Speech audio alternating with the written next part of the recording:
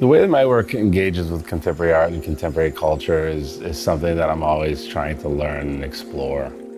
I've always been excited about seeing my work be overgrown or overcome by environment. And the gardens here at Lismore are so beautiful, really, but they also have a wildness to them. Seeing the birds eating the shea butter and thinking about it as this kind of feeding system, and just thinking about that kind of cyclical kind of quality of how objects become treated in natural space. The title of the exhibition, No More Water, came from rereading a book that I'm quite fond of by James Baldwin, which is called The Fire Next Time. God showed Noah the rainbow sign, and he said, no more water, the fire next time. And this idea that there will no longer be a storm, but that there's another kind of storm coming, a firestorm.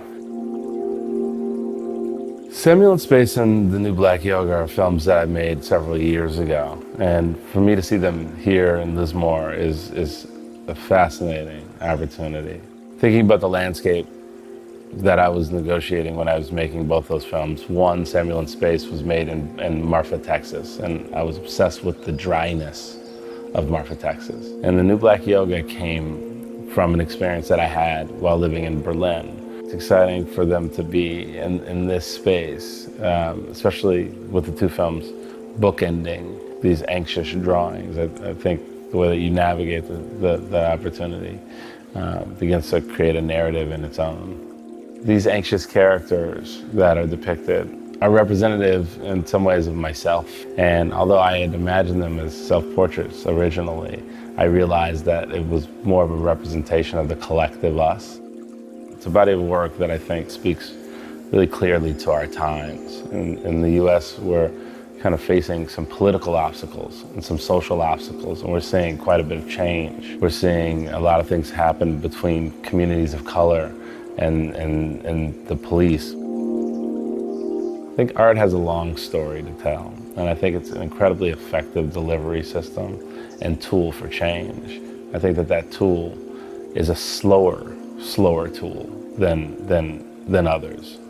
It's more quiet than activism, but in the end, it gives us an opportunity to have a voice, and the amplification of one's voice is something that I've always been really invested in. And if I can quietly but intentionally amplify my voice with these works in spaces that people get public access to, then I feel like I've left something that I can be proud of.